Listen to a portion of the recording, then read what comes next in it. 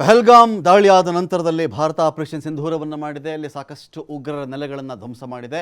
ಇದಾದ ಮೇಲೂ ಕೂಡ ಇದೇ ಆಪರೇಷನ್ ಸಿಂಧೂರಕ್ಕೆ ಸಂಬಂಧಪಟ್ಟಂತೆ ಒಂದಷ್ಟು ಪ್ರಶ್ನೆಗಳನ್ನು ದೇಶದ ಒಳಗೆ ಹಾಗೂ ದೇಶದ ಬೇರೆ ಬೇರೆ ಕಡೆ ನಾವು ಗಮನಿಸಿದಂತೆ ಪ್ರಶ್ನೆ ರೈಸ್ ಆಗ್ತಾ ಇದೆ. ಇನ್ನೊಂದು ಕಡೆ ಚೆಕ್ ಮಾಡಿಕೊಂಡಾಗ ಪಹಲ್ಗಾಮ್ ದಾಳಿ ಕತೆ ಮಾತಾಡೋಣವಾ ಅಂತ ಶುರು ಮಾಡ್ಕೊಂಡಿದ್ದಾರೆ. ಈ ಪಹಲ್ಗಾಮ್ ದಾಳಿ ಆಗಿರೋದು ಯಾಕೆ? ಇದು ಭದ್ರತಾ ವೈಫಲ್ಯನ? ನಿರ್ಲಕ್ಷ್ಯ ಮಾಡಿದ್ರ? ಇಲ್ಲಿ ಯಾರು ಇದಕ್ಕೆ ಹೊಣೆ ಮಾಡೋಣ? ನಾವು ಪುಲ್ವಾಮಾ ಆಯಿತು, ಅದಕ್ಕೂ ಬೇಹುಗಾರಿಕಾ ವೈಫಲ್ಯ, ಭದ್ರತಾ ವೈಫಲ್ಯ ಅಂದ್ಕೊಂಡು ಹೀಗೆ ಮುಂದುವರಿತಾ ಇರೋದನ್ನು ನಾವು ಪ್ರತಿದಾಳಿ ಮಾಡೋದು ಬೇರೆ. ನಮ್ಮ ರಕ್ಷಕರು ಅಂತ ನಾವು ಕರ್ಕೊಂಡಿರ್ತೀವಲ್ವಾ, ಅವ್ರು ನಮ್ಮನ್ನು ಸರಿಯಾಗಿ ರಕ್ಷಣೆ ಮಾಡ್ತಾ ಇದ್ದಾರಾ ಅಂತ ಒಂದು ಪ್ರಶ್ನೆ ಬರೋದು ಬೇರೆ. ಇದರ ಮಧ್ಯೆ ದೇಶದ ಒಳಗಡೆ ಇರತಕ್ಕಂತಹ ಕೆಲವರು, ಈ ಜ್ಯೋತಿ ಅಂಥವರು, ಈ ರೀಲ್ ಸ್ಟಾರ್ಗಳನ್ನು ಪಾಕಿಸ್ತಾನ ಸೆಳೆದುಕೊಂಡಿದೆ. ಅಥವಾ ಸೋಷಿಯಲ್ ಮೀಡಿಯಾ ಇನ್ಫ್ಲೂಯೆನ್ಸರ್ಸ್ ಅಂದರೆ ಯಾರಿಗೆ ಜಾಸ್ತಿ ಫಾಲೋವರ್ಸ್ ಇರ್ತಾರೋ ಅವರು, ಜಾಸ್ತಿ ಲೈಕ್ಸ್ ಯಾರಿಗೆ ಬರ್ತಾ ಇದೆ, ಜಾಸ್ತಿ ವ್ಯೂಸ್ ಯಾರಿಗೆ ಬರ್ತಾ ಇದೆ, ಜಾಸ್ತಿ ಯಾರನ್ನು ಜನ ಫಾಲೋ ಮಾಡ್ತಾ ಇದ್ದಾರೆ, ಇಂತಹವ್ರನ್ನ ಇಟ್ಕೊಂಡು ಪಾಕಿಸ್ತಾನ ಆಟ ಆಡ್ತಾ ಇದೆಯಾ? ಸರಿ, ಇಂಥದ್ದೇನಿದೆ ಇದೇ ಮೊದಲು ಅಂತ ಹೇಳಬೇಕಾ? ಬೇಹುಗಾರರು ಯಾವ ಕಾಲದಲ್ಲಿ ಇರಲಿಲ್ಲ. ಪಾಕಿಸ್ತಾನದ ಬೇಹುಗಾರರು ಇಲ್ಲೂ ಕೆಲಸ ಮಾಡಿದ್ದಾರೆ. ಇಲ್ಲಿರ್ತಕ್ಕಂಥ ಜನ ಹೋಗಿ ಅಲ್ಲೂ ಕೂಡ ಬೇಹುಗಾರಿಕೆ ಕೆಲಸವನ್ನು ಮಾಡಿಕೊಂಡೇ ಬಂದಿದ್ದಾರೆ. ಹಾಗಂದ ಮಾತ್ರಕ್ಕೆ ಇದೆಲ್ಲದಕ್ಕೂ ಯಾರನ್ನ ಹೊಣೆ ಮಾಡೋಣ? ಯಾರನ್ನ? ಆಯಿತು, ಎಲ್ಲ ಆಪರೇಷನ್ ಸಿಂಧೂರ ಮಾಡಾಯಿತು, ನಾವು ಅವ್ರನ್ನ ಹೊಡೆದ್ವಿ ಇವ್ರು ಹೊಡೆದ್ವಿ ಹೇಳಾದ ಮೇಲೆ ಪಹಲ್ಗಾಮ್ ಭದ್ರತೆ ವಿಚಾರ ಕೂಡ ಮೇಜರ್ ಅಲ್ವಾ? ಸಣ್ಣ ಸಂತೆ ಆದರೆ, ಸಣ್ಣ ಜಾತ್ರೆ ಆದರೆ 4-5 ಜನ ಪೊಲೀಸರು ಹಾಕಿರ್ತಾರೆ. ಸಣ್ಣ ಜಾತ್ರೆ, 100 ಜನ ಪ್ರವಾಸಿಗರು ಬರ್ತಾ ಇದ್ದಾರೆ. ವಿಶಾಲವಾದ ಹುಲ್ಲುಗಾವಲು, ದೊಡ್ಡ ಪ್ರದೇಶ. ಇಂಥ ಕಡೆಯಲ್ಲಿ ಸ್ವಲ್ಪ ಮಿಲಿಟರಿ ಸಿಬ್ಬಂದಿನೋ ಪೊಲೀಸೋ ಇರಬಾರ್ದಾಗಿತ್ತಾ? ಅಲ್ಲಿ ಅಷ್ಟೊಂದು ಜನಗಳ ರಕ್ಷಣೆ ಅಂತ ಹೇಳಿದ್ರೆ ತಾತ್ಸಾರ ಆಯಿತಾ? ಎಲ್ಲ ವಿಚಾರಗಳು ಕೂಡ ಇದೀಗ ರೈಸ್ ಆಗ್ತಾ ಇದೆ. ಇದೇ ವಿಚಾರಕ್ಕೆ ಸಂಬಂಧಪಟ್ಟಂತೆ ಡಿಬೇಟಲ್ಲಿ ಪಾಲ್ಗೊಳ್ಳೋದಕ್ಕೆ ನಮ್ಮೊಂದಿಗೆ ಶಶಾಂಕ್ ಇದ್ದಾರೆ, ಡಿಫೆನ್ಸ್ ಎಕ್ಸ್ಪರ್ಟ್. ಸ್ವಾಗತ ಶಶಾಂಕ್ ನಿಮಗೆ ಈ ಒಂದು ಡಿಬೇಟ್ಗೆ. ಅಶೋಕ್ ಗೌಡ್ರು ಇದ್ದಾರೆ, ಬಿಜೆಪಿಯ ವಕ್ತಾರರು. ಸ್ವಾಗತ ಅಶೋಕ್ ಗೌಡ್ರೆ. ನಟರಾಜ್ ಗೌಡ್ರು ಜಾಯ್ನ್ ಆದರು ನಮ್ಮನ್ನು, KPCC ವಕ್ತಾರರು. ಸ್ವಾಗತ ನಿಮಗೆ ನಟರಾಜ್ ಗೌಡ್ರೆ. ನಟರಾಜ್ ಗೌಡ್ರೆ, ಇದು ನಿಮ್ಮ ಪ್ರಶ್ನೆಯೂ ಹೌದಾ? ದೇಶದಲ್ಲಿ ಪಹಲ್ಗಾಮ್ ವಿಚಾರಕ್ಕೆ ಸಂಬಂಧಪಟ್ಟಂತೆ ದೊಡ್ಡ ಭದ್ರತಾ ವೈಫಲ್ಯ ಅದು. ಹೌದು, ಖಂಡಿತ. ನಾವು ಆಪರೇಷನ್ ಸಿಂಧೂರ ಮಾಡೋದು ಬೇರೆ, ನಂತರದ ಬೆಳವಣಿಗೆ ಅದು. ಅದಕ್ಕಿಂತ ಮುಂಚೆ ಇದಕ್ಕೆ ಆನ್ಸರ್ ಮಾಡಿ, ನೀವು ಇದಕ್ಕೆ ಉತ್ತರ ಕೊಡಿ. ಕೇಂದ್ರ ಸರ್ಕಾರ ಸುಳ್ಳು, ಕೇಂದ್ರ ಸರ್ಕಾರದ ಸುಳ್ಳು ಇದು. ಕೇಂದ್ರ ಸರ್ಕಾರ ಸುಳ್ಳು. ಯಾವ ಸುಳ್ಳು? ಸುಳ್ಳು ನಂಗೆ ಗೊತ್ತಾ? ಇಲ್ಲಿ ಎಲ್ಲ ಪ್ರಶಾಂತವಾಗಿದೆ, ಇಲ್ಲಿ ಯಾವ ಭಯೋತ್ಪಾದನೆ ಇಲ್ಲ, ನೀವು ಬನ್ನಿ ಅಂತ ಕರೆದ ಸುಳ್ಳು. ಪ್ರವಾಸಿಗರಿಗೆ ಕರೆಯೋದಲ್ಲ, ಸುಳ್ಳು ಹೇಳಿದ್ರು ಅವರು. ನೋಡಿ, ಅದು ನಿಜ ಆಗಿದ್ರೆ ನಮ್ಗೆ ಸಂತೋಷ ಏನ್ ಗೊತ್ತಾ? ನಿಜ ಆಗ್ಬೇಕಾಗಿತ್ತು. ಅದು ನಿಜ ಆಗಿದ್ರೆ ಆ ಕಾಶ್ಮೀರಿ ಪಂಡಿತರು ಅಲ್ಲಿಂದ ಅಲ್ಲಿ ಸ್ಥಳಾಂತರಗೊಂಡ್ರಲ್ಲ, ಅವರೆಲ್ಲ ವಾಪಸ್ಸು ವಾಸ ಮಾಡ್ಬಿಡೋರು. ನಿಜ ಆಗಿದ್ದಿದ್ರೆ ಸೇಫ್ ಆಗಿದೆ ಕಾಶ್ಮೀರ, ಸೇಫ್ ಆಗಿದೆ ಕಾಶ್ಮೀರ ಅಂತ. ಅಲ್ಲಿನ ಮೂಲ ನಿವಾಸಿಗಳಿಗೆ ಅದಿನ್ನೂ ಸುರಕ್ಷಿತ ಅಲ್ಲ ಅಂತ ಅನಿಸ್ತಾ ಇದೆ. ನೀವು ಆಚೆಯವ್ರನ್ನೆಲ್ಲ ಬನ್ನಿ ಅಂತ ಸುಳ್ಳು ಹೇಳಿ ಕರೆಸ್ತಿರಲ್ಲ. ಒಂದು ಯಾವುದೋ ಒಂದು ಘಟನೆ ಆಗ್ಬಿಟ್ರೆ ನೀವು ಅದನ್ನ ಲೇಬಲ್ ಮಾಡ್ಬಿಡ್ತೀರಾ? ಈ ತರ ಲೇಬಲ್ ಮಾಡಲ್ಲ. ಈಗ ಒಂದು ನಮಗೆ ಕಣ್ಣು ಮುಂದೆ ಕಾಣುತ್ತೆ. ಸೊ ನೀವಿದ್ದಾಗ ಫುಲ್ ಪ್ರೂಫ್ ಇತ್ತು ಕಾಶ್ಮೀರ, ಜಮ್ಮು ಕಾಶ್ಮೀರ ಫುಲ್ ಪ್ರೂಫ್ ಪೂರ್ತಿ ಇರಲಿಲ್ಲ. ಒಂದೇ ಒಂದು ಬುಲೆಟ್ ಹಾರ್ತಾ ಇರಲಿಲ್ಲ, ಪೊಲೀಸ್ ವಾಹನದ ಮೇಲೆ ಕಲ್ಲು ಹೊಡಿತಿರ್ಲಿಲ್ಲ, ಮಿಲಿಟರಿ ವಾಹನದ ಮೇಲೆ ಕಲ್ಲು ಹೊಡಿತಿರ್ಲಿಲ್ಲ, ಕಾನ್ಸ್ಟಿಟ್ಯೂಷನ್ ಕ್ರಸ್ಟ್ ಅಂತ ಅವತ್ತು ಹೇಳ್ತಾ ಇರಲಿಲ್ಲ. ನಾನು ಹೇಳ್ಕೊಂಡಿರ್ಲಿಲ್ಲ ಆ ತರ. ಅಲ್ಲಿ ಕ್ಲೈಮ್ ಮಾಡಿರಲಿಲ್ಲ, ನಾನು ಕ್ಲೈಮ್ ಮಾಡಿರಲಿಲ್ಲ. ಬನ್ನಿ ಚೆನ್ನಾಗಿ ಅಂತ ನಾವು ಹೋರಾಟ ಮಾಡ್ತಾ ಇದೀವಿ ಅಂತ ಹೇಳ್ತಾ ಇದ್ವಿ. ಯಾವಾಗಲೂ ನಾವಿದು ಸರಿಯಾಗಿ ಮಾಡ್ಲಿಕ್ಕೆ ಪ್ರಯತ್ನ ಮಾಡ್ತಾ ಇದೀವಿ ಅಂತ ಹೇಳ್ತಾ ಇದ್ವಿ. ನಾವು ಪ್ರಯತ್ನ ಆಗೋಗಿದೆ ಅಂತ ಹೇಳಿ ಹೇಳಿಲ್ಲ. ಇವ್ರು ಆಗೋಗಿದೆ ಸುಳ್ಳು ಹೇಳ್ಬಿಟ್ರು. ಆರ್ಟಿಕಲ್ 370 ತೆಗೆದಿದ್ದು ಅಪರಾಧ. ನೋಡಿ, ಅದು ಅಪರಾಧ ಅಲ್ಲ, ಅದು ಕಾನೂನಾತ್ಮಕ ತೆಗೆದಿರೋದೆ. ಯಾಕಂದ್ರೆ ಸಂವಿಧಾನದಲ್ಲಿ ಅವಕಾಶ ಇತ್ತು ತೆಗಿಬೇಕು ಅಂತ. ಅದು ತೆಗಿಬೇಕಾದ್ರೆ ವಿಧಾನ ಸಭೆಯಲ್ಲಿ ಒಮ್ಮತದಿಂದ ತೆಗಿಬೇಕಾಗಿತ್ತು, ಪ್ರಜಾಸತ್ತಾತ್ಮಕವಾಗಿ ತೆಗಿಬೇಕಿತ್ತು ಅಂತಿತ್ತು. ಅದು ಯಾವತ್ತಿದ್ರೂ ಹೋಗ್ಬೇಕಾಗಿದ್ದೆ. ಇವರು ತೆಗೆದ್ರು. ಅದು ದೊಡ್ಡ, ಅದರಿಂದ ಏನು ಬದಲಾವಣೆ ಇತ್ತಲ್ಲ, ಇವ್ರೇನು ಬದಲಾವಣೆ ಬಯಸಿದ್ರಲ್ಲ, ಹೇಳಿದ್ರಲ್ಲ, ಅದು ಆಗಲಿಲ್ಲ ಅಷ್ಟೇ. ಒಂದು ರಾಜ್ಯ ಹೋಗಿ ಕೇಂದ್ರಾಡಳಿತ ಪ್ರದೇಶ ಆಯಿತು, ಅಷ್ಟು ಮಾತ್ರಕ್ಕೆ ಅಲ್ಲಿಂದ ಎಲ್ಲ ಸರೋಯ್ತು ಅಂತ ಏನಲ್ಲ. ನೋಡಿ, ಕೇಂದ್ರ ಸರ್ಕಾರ ಪ್ರಯತ್ನ ಮಾಡಿರ್ಬೋದು, ಆದರೆ ಅವ್ರದೇ ಆ್ಯಂಗಲಲ್ಲಿ ಪ್ರಯತ್ನ ಮಾಡಕ್ಕೆ ಹೋಗಬಾರ್ದು. ಯಾವುದು ಸರಿಯಾಗುತ್ತೆ, ಯಾವ ರೀತಿ ಮಾಡಿದ್ರೆ ಆಗುತ್ತೆ, ಹಿಂದೆಯಿಂದ ಏನು ಪ್ರಯತ್ನ ಮಾಡಿದ್ದಾರೆ, ಅದರೊಳಗೆ ಏನಾದರೂ ಲೋಪ ಇದೆ ಅದು ಸರಿ ಮಾಡ್ಕೊಂಡು ಮುಂದಕ್ಕೆ ಹೋಗೋದು ಹೆಂಗೆ ಅಂತ. ಹಂಗೆಲ್ಲ ಇಲ್ಲ, ಹಿಂದೆ ಮಾಡಿದ್ದೀವಿ ಏನು ಗೊತ್ತಿಲ್ಲ ನನಗೆ, ನಾನೇನು ಮಾಡ್ತೀನಿ ಅದೇ, ನಾನೇನು ಅನ್ಇನ್ವೈಟೆಡ್, ನಾನು ಪಾಕಿಸ್ತಾನಕ್ಕೆ ಹೋಗಿ ಬಿರಿಯಾನಿ ತಿನ್ಕೊಂಡ್ಬರ್ತೀನಿ, ನಾನೇನು ಮಾಡ್ತೀನಿ ನಿಯೋಗ ಮಾಡ್ಕೊಂಡು ಐಡಿಯಾ ಕೊಡಬೇಕಾಗಿತ್ತು ಅವ್ರಿಗೆ. ಕಾಂಗ್ರೆಸ್ ಪಕ್ಷದ ನಿಯೋಗ ಒಂದು ಹೋಗಿ ನಿಮ್ಗೆಲ್ಲ ಐಡಿಯಾ ಇಲ್ಲ, ನಾವು ಕೊಡ್ತೀವಿ. ಈಗ ಯಾವುದಾದ್ರೂ ಒಂದು ಕೆಲಸ ಮಾಡಬೇಕಾದ್ರೆ ಸೂಕ್ಷ್ಮ ವಿಚಾರಗಳಿದ್ರೆ ಇವರು ವಿರೋಧ ಪಕ್ಷದ ನಾಯಕರನ್ನ ಅಥವಾ ಅಲ್ಲಿ ಸ್ಪೀಕರನ್ನ ಅಥವಾ ಯಾರೋ ಎಕ್ಸ್ಪರ್ಟ್ಗಳನ್ನ, ಇಂದಿನ ಗೃಹ ಸಚಿವರನ್ನ, ಇಂದಿನ ರಕ್ಷಣಾ ಸಚಿವರುಗಳನ್ನ, ರಕ್ಷಣಾ ಇಲಾಖೆಯನ್ನ ಕುತ್ಕೊಂಡು ಚರ್ಚೆ ಮಾಡ್ತಾರೆ, ಸಂವಾದ ಮಾಡ್ತಾರೆ. ಮಾಡಲ್ಲ ಅಂತ ಇದ್ದಿದ್ರೆ ಮಾಡ್ತಿದ್ರು ಗೌಡ್ರೆ. ಈಗ ನೀವೇನಲ್ಲಿ ಅಚೀವ್ ಮಾಡಿದ್ದಿದ್ರೆ ಬಹಳ ತಲೆ ಇದೆಯಪ್ಪ ಇವರಿಗೆ ಕರೆಯೋಣ ಅಂತ, ನೀವೆಲ್ಲ ಏನು ಮಾಡಿರಲಿಲ್ಲ, ನಿಮ್ಮನ್ನೇ ಕರೀತಾರೆ ಅವರು. ತಪ್ಪದು, ಅದು ತಪ್ಪು. ನೋಡಿ, ಈ ದೇಶ ಅಂತ ನಿರ್ಮಾಣ ಆಯ್ತಲ್ಲ, ಭಾರತ ನಿರ್ಮಾಣ ಆಯ್ತಲ್ಲ, ಅವಾಗ 562 ಚಿಕ್ಕ ರಾಜ್ಯ ಸಂಸ್ಥಾನಗಳು ಸೇರಿದ್ದು ಭಾರತ ಅಂತ ಆಗಿದ್ದು. ನಿಮ್ಗೆ ಇತಿಹಾಸ ಗೊತ್ತಿರಬೇಕು, ಅದನ್ನು ಎಷ್ಟು ಕಷ್ಟಪಟ್ಟು ನಿರ್ಮಾಣ ಮಾಡಿರ್ಬೇಕು ನೀವು ಹೇಳಿ. ನಮಗೆ ಗೋವಾ ಯಾವಾಗ ಲಿಬರೇಟ್ ಆಯ್ತು, ಆಯ್ತಾ? ನಮಗೆ ಹೈದರಾಬಾದ್ ಹಂಗೆ ಲಿಬರೇಟ್ ಆಯ್ತು, ಗೋವಾ ಯಾವಾಗ ಸೇರ್ಕೊಂತು, ಜಮ್ಮು ಕಾಶ್ಮೀರ. ಇದು ಈ ತರ ಬಹಳ ಹೋರಾಟದ ಇತಿಹಾಸ ಇದೆ.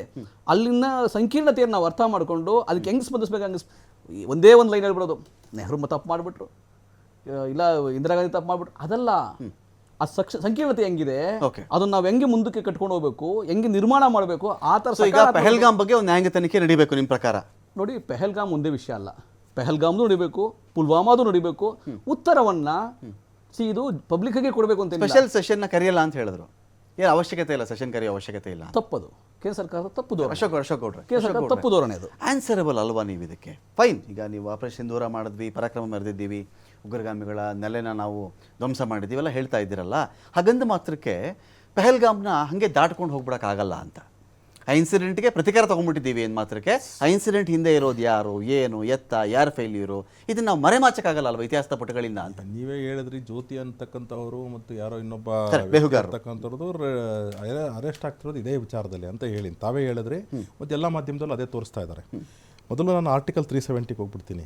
ಇವ್ರದ್ದು ಮ್ಯಾನಿಫೆಸ್ಟೋದಲ್ಲಿ ಏನಿತ್ತು, ನಾವು ಬಂದರೆ ವಾಪಸ್ ನಾವು ಸರ್ಕಾರಕ್ಕೆ ಬಂದರೆ ಮ್ಯಾನಿಫೆಸ್ಟೋ 370 ಹಾಕ್ತೀವಿ ಅಂದರು. ಪಾಪ ನಟರಾಜ್ ಗೌಡರು ಅದರ ವಿರೋಧ ಹೇಳಿಕೆ ಕೊಡ್ತೀರಿ, ತೊಂದರೆ ಇಲ್ಲ, ನಾನು ಅದಕ್ಕೆ ಜಾಸ್ತಿ ಏನು ಹೋಗ್ತಿಲ್ಲ, ಸುಮ್ಮನೆ ಜಸ್ಟ್ ಮಾಹಿತಿಗೆ ಅಂತ ಹೇಳ್ತಾ ಇದ್ದೀನಿ. ಪಾಪ ಈಗ ಏನು ಅಂತಂದರೆ ಅನೇಕ ವಿಚಾರಗಳನ್ನು ತುಂಬ ಮಾಧ್ಯಮದವರು ಹೇಳಿದ್ದಾರೆ. ಇಂದಿರಾ ಗಾಂಧಿ ಸತ್ತಾಗ ಭದ್ರತಾ ವೈಫಲ್ಯ ಆಗಿಲ್ವಾ ಅಂತ ಕೇಳಿದ್ದಾರೆ. ನಾನು ಅದಕ್ಕೆಲ್ಲದಕ್ಕೂ ಹೋಗಲ್ಲ. ನಾನು ಒಂದು ಅತ್ಯಂತ ಪ್ರಮುಖವಾದಂತಹ ಒಂದು ಪುಸ್ತಕ, ಆ ಪುಸ್ತಕದಲ್ಲಿ ಏನು ಕೊಟ್ಟಿದ್ರು ಅಂತ ಹೇಳ್ಬಿಡ್ತೀನಿ. ಮೆತ್ರೋಕ್ಚಿ ಆರ್ಚೀವ್ಸ್ ಅಂತ ಹೇಳಿ, ಬೈ ವ್ಯಾಸ್ಲಿನಿ ಮೆತ್ರೋಕ್ಚಿ ಅಂತ ಹೇಳಿ, KGB ಆಪರೇಷನ್ಸ್ ಬಿಟ್ವೀನ್ 1930 to 1980 ಅಂತ ಹೇಳಿ 2 ವಾಲ್ಯೂಮ್ಸಲ್ಲಿ ಬರ್ತಿದ್ದಾರೆ. ಸ್ವಲ್ಪ ನೋಡ್ಕೊಬೇಕು ಜನ. ಈ ಪುಸ್ತಕದಲ್ಲಿ ಕ್ಲಿಯರಾಗಿ ಹೇಳ್ತಾರೆ ಯಾವ ರೀತಿ ಭಾರತದಲ್ಲಿ ಅಂದಿನ ಪ್ರಧಾನಮಂತ್ರಿ 1953 ಅಂದರೆ ಮುಂದೆ ಪ್ರಧಾನಮಂತ್ರಿ ಆದವರು 1966 ಪ್ರಧಾನಮಂತ್ರಿ ಆಗ್ತಾರೆ. ಅವರು 1984ವರೆಗೂ ಪ್ರಧಾನಮಂತ್ರಿ ಆಗಿರ್ತಾರೆ.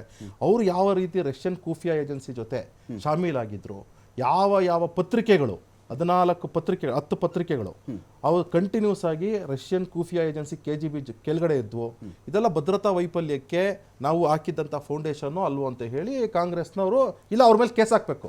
ಆ KGB ಫೈಲ್ಸ್ ಅಂತ ಅಂದ್ಬಿಟ್ಟು ಏನಿದೆ ಅವ್ರ ಮೇಲೆ ಕೇಸ್ ಹಾಕಬೇಕು. ಇವತ್ತು ಡಿಫ್ರೆನ್ಸ್ ಏನು ಅಶೋಕ್ ಗೌಡ್ರೆ? ಬಂದೆ ಒಂದು ನಿಮಿಷ. ಅವರು ಸರಿ ಇಲ್ಲ, ನಾವು ಸರಿ ಇರಲಿಲ್ಲ, ಅವ್ರದ್ದು ನಾವು ಕೇಳಬಾರ್ದು, ನಮ್ದು ಅವ್ರು ಕೇಳಬಾರ್ದು ಅಂತ ರಮಾಕಾಂತ್. ಇಲ್ಲ ನೋಡಿ, ಇದು ವಿಚಾರ ಏನು ಅಂತಂದ್ರೆ ಫೌಂಡೇಶನ್ ಹಾಕಿ ಕೊಟ್ಬಿಟ್ಟಿಯಾರು ಇವರು, ಆಯ್ತಾ? ಆಮೇಲೆ ಫೌಂಡೇಶನ್ ಹಾಕ್ಬಿಟ್ಟು ಅನೇಕ ವಿಚಾರಗಳು ಈ ದೇಶದಲ್ಲಿ ಆಗೋಗಿದೆ.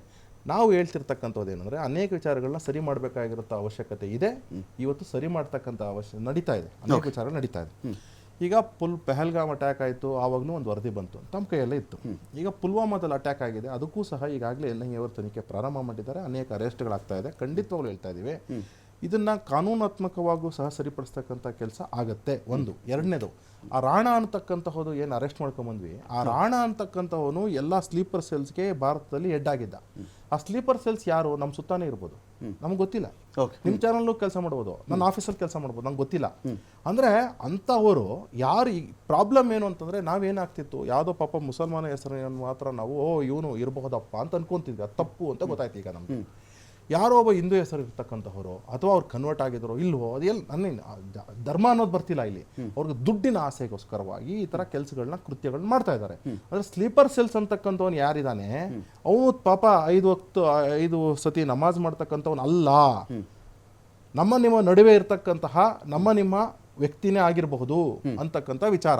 ಅಂದರೆ ನಾವು ಈಗ ಭಾರತದಲ್ಲಿ ಯಾವ ರೀತಿಯ ತಾಳ್ಮೆಯನ್ನು ವಹಿಸ್ಕೊಂಡು ಮತ್ತು ಯಾವ ರೀತಿ ಸೂಕ್ಷ್ಮತೆಯಿಂದ ನಮ್ಮ ಸುತ್ತ ಇರೋರನ್ನ ನೋಡಿ ನಾವು ಎಷ್ಟು ಮಾಹಿತಿನ ಕೊಡ್ತೇವೆ ಸರ್ಕಾರಕ್ಕೆ, ಅಷ್ಟು ಒಳ್ಳೆಯದು. ನಾನು ಚರ್ಚೆ ಮತ್ತಷ್ಟು ಮುಂದುವರಿಸ್ತೀನಿ, ಒಂದು ಬ್ರೇಕ್ ಆಗುತ್ತೆ. ಶಶಾಂಕ್, ಡಿಫೆನ್ಸ್ ಎಕ್ಸ್ಪರ್ಟ್ ಆಗಿದ್ದೀರಿ, ನಿಮ್ಗೆ ಕೇಳ್ತಾ ಇದ್ದೀನಿ. ಇಲ್ಲಿ 2-3 ವಿಚಾರಗಳು ಬಹಳ ಇಂಪಾರ್ಟೆಂಟು. ಒಂದು, ದೇಶದ ಮೇಲೆ, ಆ ದೇಶದ ಉಗ್ರರ ನೆಲೆಗಳ ಮೇಲೆ ನಾವು ದಾಳಿ ಮಾಡೋದು ಎಷ್ಟು ಮುಖ್ಯ ಇದೆಯೋ, prevention is better than cure ಅಂತ ಹೇಳ್ತಾರೆ. ಕಾಯಿಲೆ ಬಂದಮೇಲೆ ಔಷಧಿ ತಗೊಳ್ಳೋದು ಇದ್ದೇ ಇರುತ್ತೆ, ಕಾಯಿಲೆ ಬರ್ದಂಗೆ ನೋಡ್ಕೊಳ್ಳೋದು ಅಂತ ಹೇಳಿ. ಈಗ ಬೇಹುಗಾರಿಕೆ ಅನ್ನೋದು ಇವತ್ತಿನ ಸಬ್ಜೆಕ್ಟಾ, ನಿನ್ನೆ ಸಬ್ಜೆಕ್ಟಾ? ಇದು ನೆನ್ನೆ ಬೆಳಗ್ಗೆಯಿಂದ ಬೇಹುಗಾರಿಕೆ ಶುರುವಾಗಿದೆಯಾ? ಏಪ್ರಿಲ್ ತಿಂಗಳ ಮಧ್ಯಭಾಗದಿಂದ ಬೇಹುಗಾರಿಕೆ ಶುರುವಾಗಿದೆಯಾ? ಇಲ್ಲ. ನಮ್ಮವರು ಹೋಗಿ ಅಲ್ಲಿ ಬೇಹುಗಾರಿಕೆ ಮಾಡಿರ್ತಾರೆ, ಅಲ್ಲಿಯವರು ಬಂದು ಇಲ್ಲೂ ಬೇಹುಗಾರಿಕೆ ಮಾಡಿರ್ತಾರೆ.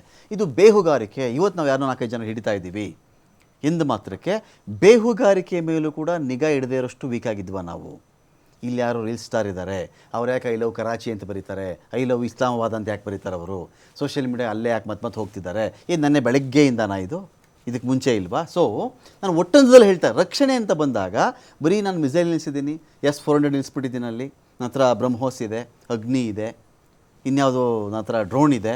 ಇದಕ್ಕಿಂತ ಹೆಚ್ಚಾಗಿ ಆಗದಂತೆ ತಡೆಯೋ ವಿಚಾರದಲ್ಲಿ ಎಡವಿದ್ದೀವ ನಾವು ಅಂತ ನನ್ನ ಪಾಯಿಂಟ್.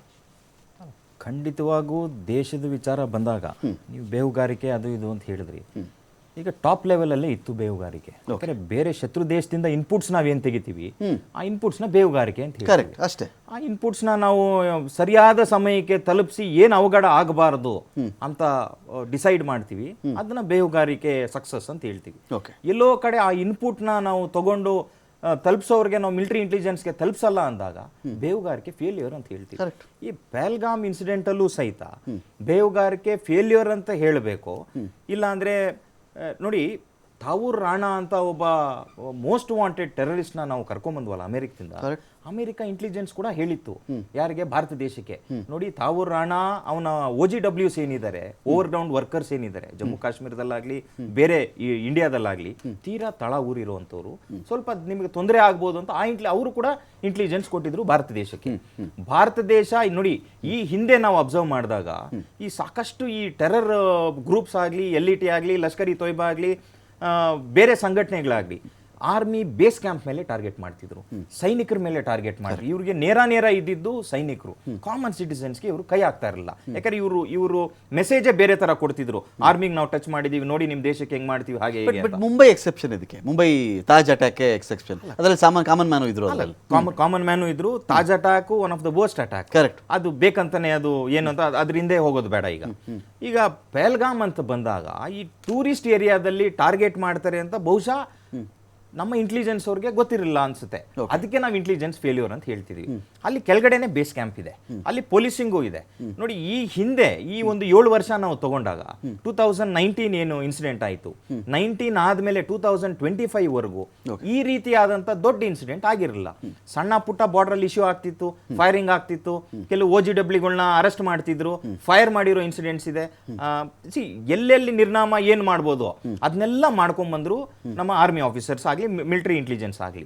ಈ ಪಹಲ್ಗಾಮ್ ಅಂತ ಬಂದಾಗ ಎಲ್ಲೋ ಒಂದು ಕಡೆ ಮಿಲಿಟರಿ ಇಂಟೆಲಿಜೆನ್ಸ್ಗೆ ಈಗ ಟೆರರಿಸ್ಟ್ ಕೂಡ ಅಪ್ಗ್ರೇಡ್ ಆಗಿದ್ದಾರೆ ಅನ್ನೋದಕ್ಕೆ ಕೆಲವು ಉದಾಹರಣೆಗಳು ನಾವು ತಗೊಬೇಕಾಗುತ್ತೆ. ಯಾಕಂದ್ರೆ ಇವರೆಲ್ಲ ವೆಲ್ ಟ್ರೈನ್ಡ್, ಇವ್ರಿಗೆ ಟ್ರೈನ್ ಮಾಡುವಂತ ISI ಆಗಲಿ, ಇವ್ರು ಟ್ರೈನ್ ಮಾಡುವಂತ SSG ಕಮಾಂಡೋಸ್ ಏನ್ ಪಾಕಿಸ್ತಾನದಲ್ಲಿದ್ದಾರೆ, ಇವರೆಲ್ಲ ತೀರಾ ನಾಲೆಜಬಲ್ ಇರೋಂತ ಪ್ಲಾನಿಂಗ್ ಆಕ್ಟ್ ಮಾಡುವಂತ ಕೆಲವು ಆಫೀಸರ್ಸ್ ಇದ್ದಾರೆ. ಪಹಲ್ಗಾಮ್ ಅಂತ ಬಂದಾಗ ಅಲ್ಲಿ ಇಷ್ಟೇ ಜನ ಇರ್ತಾರೆ, ಈ ಭಾಗದಲ್ಲಿ ಇಷ್ಟು ಜನ ಶೇಖರಣೆ ಆಗ್ತಾರೆ ಅಂತ ಇವ್ರಿಗೆ ಹೇಳ್ದವ್ರು ಯಾರು? ಆ ಹೇಳ್ದವರು ನಮ್ಮವರು, ಅಂದ್ರೆ ನಮ್ಮ ದೇಶದ ಒಳಗಡೆ ಇರುವಂತ OGW ಆಗ್ಲಿ, ನೀವೇನು ಇನ್ಫ್ಲೂಯೆನ್ಸರ್ಸ್ ಅಂತ ಮಾತಾಡ್ತಿದ್ದೀರಿ ನೋಡಿ, ಯಾವತ್ತೇ ಆಗ್ಲಿ ನಾವು ಇನ್ಪುಟ್ಸ್ ಒಂದು ಪ್ರದೇಶದ ಮೇಲೆ ದಾಳಿ ಮಾಡಬೇಕು ಅಂದಾಗ ಅದನ್ನ ಇನ್ಪುಟ್ ತಗೊಬೇಕಾಗುತ್ತೆ. ಪಿನ್ ಟು ಪಿನ್ ಇನ್ಪುಟ್ ಇವ್ರಿಗೆ ಒಂದು ಯೂಟ್ಯೂಬ್ ಇಂದ ಸಿಕ್ಕಿದೆ. ಯಾರೋ ಒಬ್ರು ಇನ್ಫ್ಲೂಯೆನ್ಸರ್ ಟಾಪ್ ಟು ಬಾಟಮ್ ಎಲ್ಲಿ ಮರ ಇದೆ, ಎಲ್ಲಿ ಗಿಡ ಇದೆ, ಎಲ್ಲಿ ಏನಿದೆ, ಪ್ರತಿಯೊಂದನ್ನು ಒಂದು ವಿಡಿಯೋ ಮಾಡಿ ಈ ರೇಂಜ್ಗೆ ಬೇಹುಗಾರಿಕೆ ಮಾಡಿ ಶತ್ರು ದೇಶಕ್ಕೆ ಕೊಡ್ತಾರೆ ಅಂದಾಗ ಶತ್ರುಗಳು ಸರ್ವೇ ಸಾಮಾನ್ಯವಾಗಿ ನಟರಾಜ್ ಗೌಡ್ರೆ, ಈ ಇನ್ಫ್ಲೂಯೆನ್ಸರ್ಸು ಅಥವಾ ನೀವು ಯೂಟ್ಯೂಬ್ ಅಂತ ಕರಿತೀರೋ, ನಿಮಗೀಗ ಬೇಕಾದ್ರೆ ನೀವು ಮೊಬೈಲ್ ಚೆಕ್ ಮಾಡಬಹುದು, ಯುಕ್ರೇನ್ ನೋಡಬೇಕು ಅಂತ ಬಯಸಿ ನೀವು ಯುಕ್ರೇನ್ ನಾನು 3D ನೋಡ್ಬೇಕು ಇವತ್ತಿಗೆ, ನಾನು ಯುಕ್ರೇನ್ ನಾನು ಹೋದಂತೆ ಭಾಸವಾಗಬೇಕು ಅಂತ ಬಂದರೆ ಸುಮ್ಮನೆ ಸರ್ಚ್ ಕೊಡಿ ನೀವು. ಈಗ ಬೇಹುಗಾರಿಕೆ ನಮ್ಗೆ ಗೊತ್ತಿಲ್ಲ, ಬಿಟ್ಬಿಡಿ, ಆ ಸಬ್ಜೆಕ್ಟೇ ಬಿಟ್ಬಿಡಿ. ಯುಕ್ರೇನ್ನ ಮೂಲೆ ಎಕ್ಸ್ಪ್ಲೈನ್ ಮಾಡುವಂಥ 1000 ವಿಡಿಯೋಸ್ ನಿಮ್ಗೆ ಈಗಲೇ ಸಿಗ್ತದೆ. Ukraine before and Ukraine after check ಮಾಡ್ಕೊಳ್ಳಿ. ಆಯ್ತು, ಯುಕ್ರೇನ್ ಬಿಟ್ಬಿಡಿ. ಈಗ ನೀವು ಪಾಕಿಸ್ತಾನ ನೋಡಬೇಕು ಅಂದ್ಕೊಳ್ಳಿ, ಫರ್ಗೆಟ್ ಅಬೌಟ್ ಇಂಡಿಯಾ. ಪಾಕಿಸ್ತಾನ ನೋಡಬೇಕು ಅಂತ ಅಂದ್ಕೊಂಡ್ರು ಕೂಡ ನಿಮಗೆ ಲಾಹೋರ್ ಹೆಂಗಿದೆ, ಪೆಶಾವರ್ ಹೆಂಗಿದೆ, ರಾವಲ್ಪಿಂಡಿ ಹೆಂಗಿದೆ, ಸ್ಟೇಡಿಯಂ ಹೆಂಗಿದೆ, ಪ್ರತಿಯೊಬ್ಬರ ಇನ್ಫ್ಲೂಯೆನ್ಸರು ಅದ್ರ ಬಗ್ಗೆ ವಿಡಿಯೋ ಮಾಡಿರ್ತಾನೆ. ಇಂಡಿಯಾದವನೇ ಮಾಡಬೇಕು ಅಂತ ಏನಿಲ್ಲ. ಹೌದೌದು, ಪಾಕಿಸ್ತಾನದವನು ತಾಜ್ ಮಹಲ್ ಬಗ್ಗೆ ಏನಿದೆ, ಯಾರು ಜ್ಯೋತಿ ಮಾಡೇ ನಮ್ಮ ತಾಜ್ ಮಹಲ್ ಬಗ್ಗೆ ಗೊತ್ತಾಗಬೇಕಾ, ರೆಡ್ ಫೋರ್ಟ್ ಬಗ್ಗೆ ಇವರು ವಿಡಿಯೋ ಮಾಡೇ ನಮ್ಗೆ ಗೊತ್ತಾಗಬೇಕು, ಹಾಗೇನಿಲ್ಲ. ಸೋಷಿಯಲ್ ಮೀಡಿಯಾ ಯಾವತ್ತು ಗ್ಲೋಬಲೈಸೇಷನ್ ಯಾವ ಥರ ಇಡೀ ವಿಶ್ವಕ್ಕೆ ನಮ್ಮನ್ನು ಪರಿಚಯಿಸ್ಕೊಂಡಿದೆಯೋ, ಸೋಷಿಯಲ್ ಮೀಡಿಯಾನೂ ಹಾಗೆ. ನೀವು ಯಾವ ದೇಶ ಬೇಕಾದ್ರೆ ಒಂದು ಬೀಚ್ ಸರ್ಚ್ ಕೊಡಿ, ಅಲ್ಲಿ ಯೂಟ್ಯೂಬಲ್ಲಿ ಸರ್ಚ್ ಕೊಡಿ, ಆ ಬೀಚ್ ಬಗ್ಗೆ ಪಿನ್ ಟು ಪಿನ್ ಎಕ್ಸ್ಪ್ಲೇನ್ ಮಾಡೋದು ಸಿಗ್ತವೆ. ಹಾಗಾಗಿ ಇವ್ರು ಯಾರು ಬೇಹುಗಾರಿಕೆ ಮಾಡಿಲ್ಲ ಅಂತ ಹೇಳ್ತಾ ಇಲ್ಲ. 12 ಜನ ಇವರು ಅರೆಸ್ಟ್ ಆಗಿರೋ, ನೌಮನ್ ಇಲಾಹಿ ಇದ್ದಾನೆ, ಜ್ಯೋತಿ, ದೇವೇಂದ್ರ ಸಿಂಗು, ಅರ್ಮಾನು, ಶಹಜಾದು, ಮೊಹಮ್ಮದ್ ಮುರ್ತಾಜಾ ಅಲಿ, ಗುಜಲಾ, ಯಮೀನ್ ಮೊಹಮ್ಮದ್, ಹನೀಫ್, ಸುಪ್ರೀತು, ಕರಣ್ ಸಿಂಗು, ಮೊಹಮ್ಮದ್ ತಾರಿಕ್, ಈ ಥರದವ್ರು ಬ್ಲಾಗರ್ ಇದ್ದಾರೆ, ವಿದ್ಯಾರ್ಥಿಗಳಿದ್ದಾರೆ, ಇನ್ಫ್ಲೂಯೆನ್ಸರ್ಸ್ ಎಲ್ಲರೂ ಇದ್ದಾರೆ ಇದರಲ್ಲಿ. ನನ್ನ ಪಾಯಿಂಟ್ ಇಲ್ಲಿ, ಈಗ ಇವಳು ಏನೋ ಹೋಗಿ ಐ ಲವ್ ಲಾಹೋರ್ ಅಂತ ಬರೆದು ಬಿಟ್ಲು, ಇಲ್ಲಿ ಯಾವುದೋ ಇಫ್ತಾರ್ ಕೂಟದಲ್ಲಿ ಕೂತ್ಕೊಂಡ್ಬಿಟ್ಟಿದ್ಲು, ಅವನು ಯಾರೋ ಡ್ಯಾನಿಶ್ ಜೊತೆಲಿ ಇವಳು 15 ನಿಮಿಷ ಇದ್ಲು. ಈ ವಿಷಯ ನನಗೆ ನಿನ್ನೆ ಬೆಳಿಗ್ಗೆ ಗೊತ್ತಾಗಬೇಕಾ ನಮ್ಮ ದೇಶಕ್ಕೆ ಅಂತ ನನ್ನ ಫಸ್ಟ್ ಪಾಯಿಂಟ್. ನೀವು ಯಾವ ದೇಶದ ಬಗ್ಗೆ ಸರ್ಚ್ ಕೊಡಿ ಇವತ್ತಿಗೆ, ಬರೀ ರೆಡ್ ಫೋರ್ಟ್ ನಾನು ಇದನ್ನು ಮಾತಾಡ್ತಿಲ್ಲ, ಯುಕ್ರೇನ್ ಆದ್ರೂ ಕೊಡಿ, ಅಫ್ಘಾನಿಸ್ತಾನ ಅಂತ ಕೊಡಿ, ನಿಮಗೆ ಅದ್ರ ಬಗ್ಗೆ ರಮಕಾಂತ್ ಏನಾಗ್ತದೆ ಅಂದ್ರೆ ಅದಾಗಾದ್ರೆ ಅದು ಇದಕ್ಕೆ ನಾವು ಕರೆಕ್ಟ್ ಮಾಡಬಹುದಾ? ಇಲ್ಲ ನೋಡಿ, ಪರ್ಟಿಕ್ಯುಲರ್ ಆಗಿ ಈ ಇನ್ಸಿಡೆಂಟ್ ನಾನು ಸಪ್ರೇಟ್ ಹೇಳೋದಾದ್ರೆ ಈ ಕಂಟೆಂಟ್ ಅನ್ನೋದಿದೆಯಲ್ಲ, ಕರೆಕ್ಟ್, ಈಗ ವಿಡಿಯೋ ಫಾರ್ಮ್ಯಾಟ್ಸ್ ಅಲ್ಲಿ ಇದೆ. ನೀವು ಗನ್ ಮಾಡೋದಂಗೆ ಅಂತ ಕೊಡಿ ಬರುತ್ತೆ, ಬಾಂಬ್ ಮಾಡೋದಂಗೆ ಅಂತ ಬೇಕು, ವಿಡಿಯೋ ಫಾರ್ಮ್ಯಾಟ್ಸ್ ಅಲ್ಲಿ ಎಲ್ಲ ಪ್ರಪಂಚದಲ್ಲಿ ಇರ್ತಕ್ಕಂಥ ಎಲ್ಲ ಕಂಟೆಂಟ್ ವಿಡಿಯೋ ಫಾರ್ಮ್ಯಾಟ್ಸ್ ಅಲ್ಲಿ ಇದೆ. Correct. Each and every place ಬಗ್ಗೆ ಇನ್ಫಾರ್ಮೇಶನ್ ಇದೆ. ಅದು ಇತಿಹಾಸದಿಂದ ಹಿಡಿದು ಪ್ರೆಸೆಂಟ್ ಹೆಂಗಿದೆ, ಮುಂದೆ ಜ್ಯೋತಿ ಹೇಳಿದ್ರು ನಿಜ, ಜ್ಯೋತಿ ಅದನ್ನ ಹೇಳಿದ್ರು ನಿಜ, ಅದೇ ನಿಜ. ಆ ತರ ವಿಡಿಯೋ ಕಂಟೆಂಟ್ ಎಲ್ಲಾ ಕಡೆ ಬಹಳ ಸಿಗುತ್ತೆ, ಎಲ್ಲ ಇನ್ಫಾರ್ಮೇಶನ್ ಸಿಗುತ್ತೆ. ಅದು ಇನ್ಫಾರ್ಮೇಶನ್ಗೋಸ್ಕರ ಅದನ್ನ ಶತ್ರು ದೇಶದವರು ಅವರ ಅನುಕೂಲಕ್ಕೋಸ್ಕರ ಅದನ್ನ ಹೆಂಗೆ ಉಪಯೋಗಿಸಬೇಕು, ಹೆಂಗ್ ಮಾಡ್ಬೇಕಂತ ಅದನ್ನ ಎಕ್ಸ್ಪೆಕ್ಟ್ ಮಾಡಿರ್ತಾರೆ. ಅದು ಎಸ್ಪೆಷಲಿ ಈ ಇನ್ಫ್ಲೂಯೆನ್ಸರ್ಗಳು ಬಂದಾಗ, ಎಸ್ಪೆಷಲಿ ಆ ಜ್ಯೋತಿ ಮಲ್ಹೋತ್ರಾ ಅನ್ನೋರು ಪಾಕಿಸ್ತಾನ ಬಾರ್ಡರ್ಗೆ ವಾಕಲ್ಲಿ ಅವರು ಕ್ರಾಸ್ ಮಾಡಬೇಕಾದ್ರೆ ನಾನು BJP ಹರಿಯಾಣ BJPಗಳು ಅಂತ ಹೇಳ್ತಾಳೆ. ಓಕೆ, ಅದು ಒಂದು ಬಹಳ damaging as a BJP political ಪಾರ್ಟಿಗೆ, ಅದು ಡ್ಯಾಮೇಜಿಂಗು.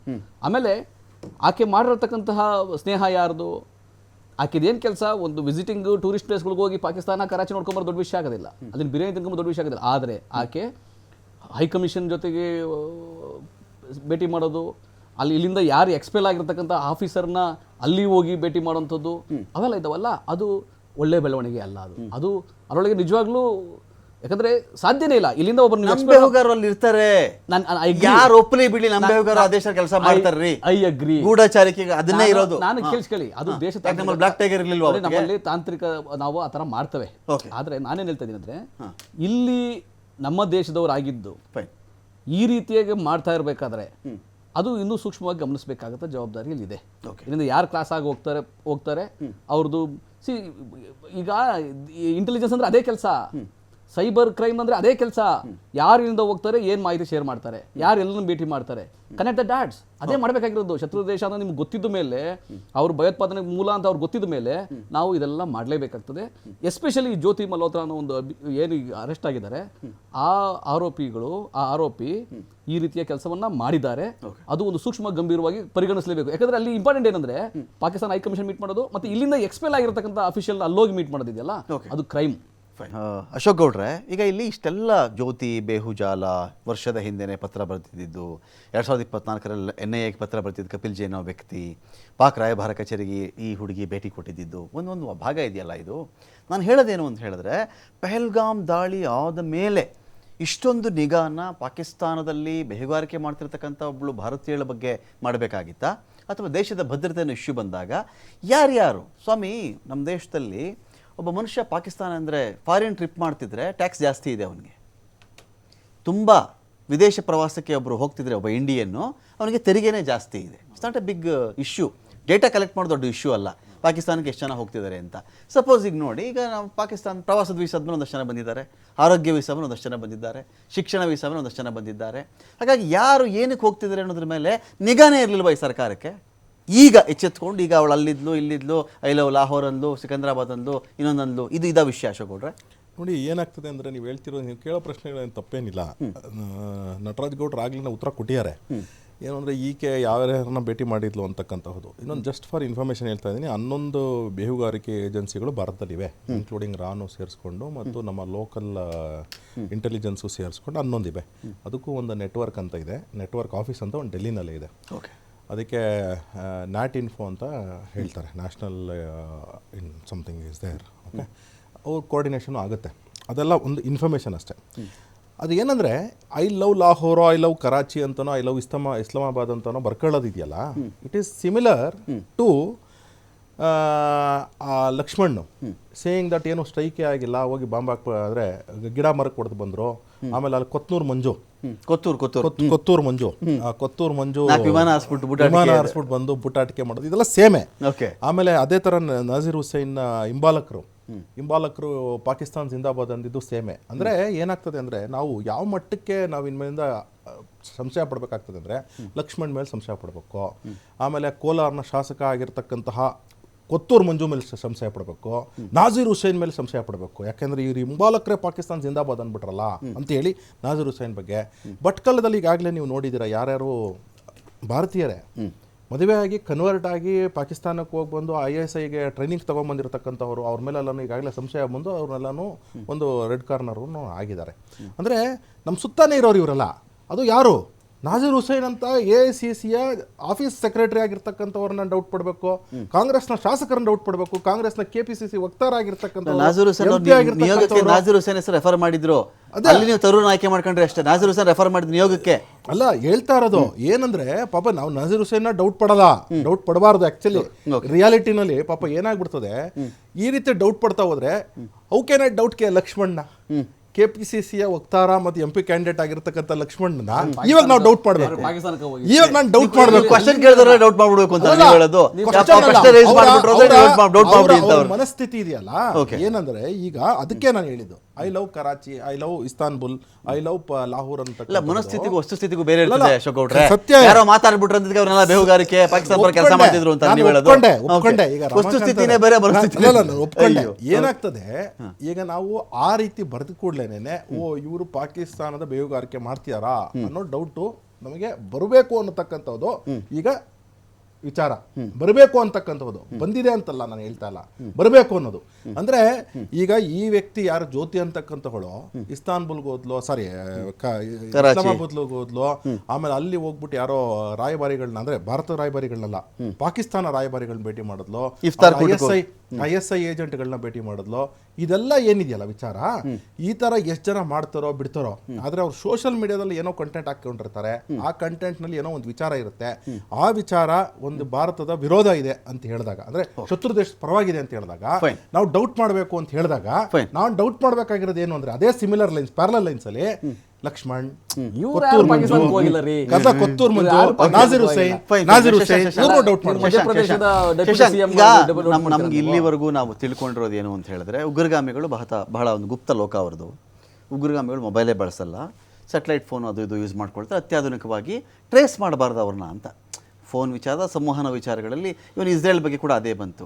ಅವರು ಬಹಳ ಪುರಾತನವಾಗಿರ್ತಕ್ಕಂಥ ಸಂವಹನ ವಿಧಾನ ಬಳಸ್ಕೊಂಡ್ರು, ಯಾವುದೇ ಟೆಕ್ನಿಕಲ್ ಡಿವೈಸ್ಗಳನ್ನು ಬಳಸ್ಕೊಳ್ಳಿಲ್ಲ ಇಸ್ರೇಲ್ ಮೇಲಿನ ದಾಳಿಗೆ ಅಂತ ಹೇಳಿ ಬಂತು. ಈಗ ಈ ಟೆರರಿಸ್ಟ್ಗಳಂತ ಬಂದಾಗ ಸೋಷಿಯಲ್ ಮೀಡಿಯಾ ಇಟ್ಕೊಳ್ಳೋದು, ನಾನು ಹಿಂಗೆ ದಾಳಿ ಮಾಡ್ತಾ ಇದ್ದೀನಿ ಅಂತ ಹೇಳ್ಕೊಳ್ಳೋದು, ಐ ಲವ್ ಲಾಹೋರ್ ಅನ್ನೋದು, ಐ ಲವ್ ಕರಾಚಿ ಅನ್ನೋದು ಅವ್ರು ಮಾಡಲಿಕ್ಕಿಲ್ಲ. ಉಗ್ರಗಾಮಿಗಳ ಲೋಕ ಆ ಥರದ್ದು ಮಾಡಲಿಕ್ಕಿಲ್ಲ. ಇದುವರೆಗೂ ನಮಗೆ ಗೊತ್ತಿಲ್ಲಪ್ಪ, ನನಗೆ ಗೊತ್ತಿಲ್ಲ ಅಂತ ಹೇಳಬಲ್ಲೆ, ನಾನು ಮಾಡಲಿಕ್ಕಿಲ್ಲ. ಹಾಗಾಗಿ ಇಲ್ಲಿ ಯಾರೊಬ್ಬರು ಲಾಹೋರ್ ಅಂತ ಬರೆದ್ರು, ಒಬ್ಬರು ಕರಾಚಿ ಅಂತ ಬರೀತಾರೆ, ಇಸ್ತಾನ್ಬುಲ್ ಅಂತ ಬರೀತಾರೆ, ಇಸ್ಲಾಮಾಬಾದ್ ಅಂತ ಬರೀತಾರೆ ಅಂದ ತಕ್ಷಣ ಆಲ್ ಆಫ್ ಅ ಸಡನ್ ಅವ್ರ ಬಗ್ಗೆ ನಾವು ಡೌಟ್ ಮಾಡಿ ಅರೆಸ್ಟ್ ಮಾಡಬೇಕಾಗತ್ತಾ?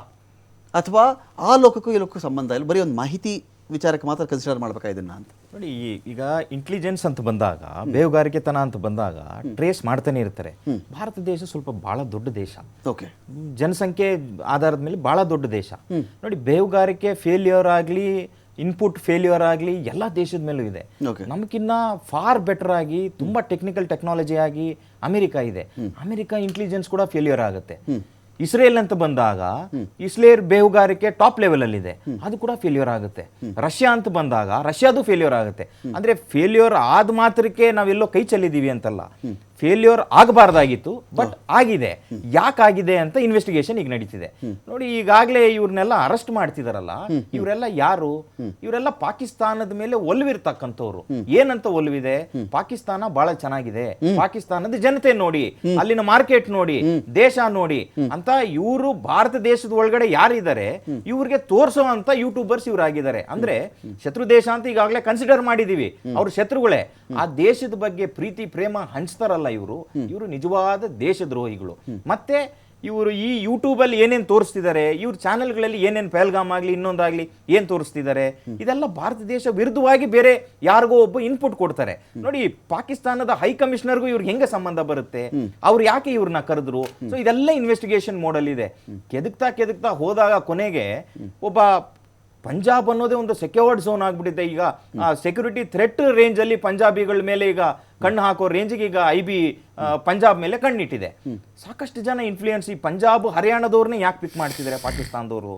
ಅಲ್ಲಿ ಕರ್ತಾರ್ಪುರ್ ಕಾರಿಡಾರ್ ಅಂತ ಒಂದಿದೆ, ಇದ್ರ ಬಗ್ಗೆ ನಾವು ಸೂಕ್ಷ್ಮವಾಗಿ ಗಮನಿಸಬೇಕು. ಈ ಕಾರಿಡಾರ್ ಏನು? ಅಲ್ಲಿನ ಗುರುದ್ವಾರಾಗೆ ನಾವು ಹೋಗ್ಬೇಕು, ನಮ್ಮ ಗುರುಗಳು ಅಲ್ಲಿದ್ದಾರೆ ಅಂತ ಸಾಕಷ್ಟು ಜನ ಹೋಗ್ತಾರೆ. ಈಗ ಹೋದಾಗ ಮೀಟಿಂಗ್ ಪಾಯಿಂಟ್ ಅಲ್ಲಿ ಪಾಕಿಸ್ತಾನದಿಂದ ಕೆಲವರು ಬಂದಿರ್ತಾರೆ. ಕರ್ತಾರ್ಪುರ್ ಕಾರಿಡಾರ್ ಪಾಕಿಸ್ತಾನದವರು ಆಲ್ರೆಡಿ ಇರ್ತಾರೆ.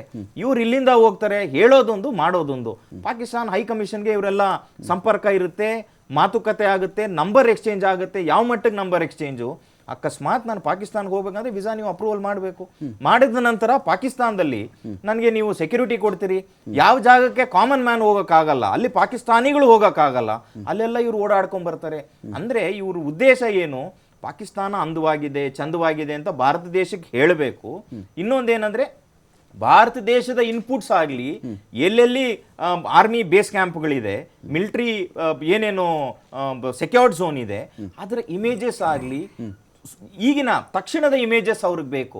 ಸ್ಯಾಟಲೈಟ್ ಇಮೇಜಸ್ ಒಂದ್ ಕಡೆ ನಿಮಗೆ ಸಿಗುತ್ತೆ, ಆದ್ರೆ ತಕ್ಷಣದ ಇಮೇಜಸ್ ಏನಿದೆ it place A major role. ಯಾರು ಎಲ್ಲಿ ಸೆಕ್ಯೂರ್ಡ್ ಆಗಿ ನಿಂತಿದ್ದಾರೆ, ಎಷ್ಟು ಗಾರ್ಡ್ಸ್ ನಿಂತಿದ್ದಾರೆ, ಯಾವುದು ಎಕ್ಸಿಟ್, ಯಾವುದು ಎಂಟ್ರಿ, ಇದೆಲ್ಲ ಸಾಕಷ್ಟು ಬೇಕಾಗುತ್ತೆ. ಯಾಕಂದ್ರೆ ಪ್ಲಾನಿಂಗ್ ಇಲ್ದಿದ್ದು ಯಾರು ಯಾವ ದೇಶದ ಮೇಲೂ ದಾಳಿ ಮಾಡಲ್ಲ. ಇದಾಗಲೇ ಪ್ರೂವ್ ಆಗಿದೆ. ವಿತೌಟ್ ಪ್ಲಾನಿಂಗ್ ಪಹಲ್ಗಾಮ್ ಆಗಿಲ್ಲ. ಇದೇನಿಲ್ಲ ಅಂದ್ರೂ ಕನಿಷ್ಠ ಪಕ್ಷ 4 ರಿಂದ 5 ತಿಂಗಳು ಪ್ಲಾನಿಂಗ್ ಆಗಿರುತ್ತೆ. ಎಲ್ಲೋ ಒಂದು ಕಡೆ ನಮ್ಮ ಇಂಟೆಲಿಜೆನ್ಸ್ ಫೇಲಿಯರ್ ಅಂತ ಈಗಾಗಲೇ ಎಲ್ಲರೂ ಒಪ್ಕೊಂಡಿದ್ದಾರೆ, ನಾನು ಕೂಡ ಒಪ್ಕೊಬೇಕಾಗುತ್ತೆ. ಯಾಕಂದ್ರೆ ಫೇಲ್ಯೂರ್ ಆಗಿ ನಮ್ಮ ಜನನ ನಾವು ಕಳ್ಕೊಂಡಿದ್ದೀವಿ. ಇನ್ನು ಮುಂದಕ್ಕೆ ಈ ತರ ಆಗಬಾರದು ಅಂತ ಯಾರ್ಯಾರು ಇನ್ಫ್ಲೂಯೆನ್ಸರ್ಸ್ ಈಗ ಇದ್ದಾರೆ ಇವ್ರನ್ನೆಲ್ಲ ಡಿಟೈನ್ ಮಾಡಿ ಏನು ಇನ್ಪುಟ್ ತಗೊಂತಾ ಇದ್ದಾರೆ, ಸಾಕಷ್ಟು ಭಯಾನಕ ಇನ್ಪುಟ್ ಇವ್ರ ಬಾಯಿಂದ ಬರ್ತಿದೆ. ಯಾಕಂದ್ರೆ ಸಂಪರ್ಕ ನೇರ ಪಾಕಿಸ್ತಾನಕ್ಕಿದೆ.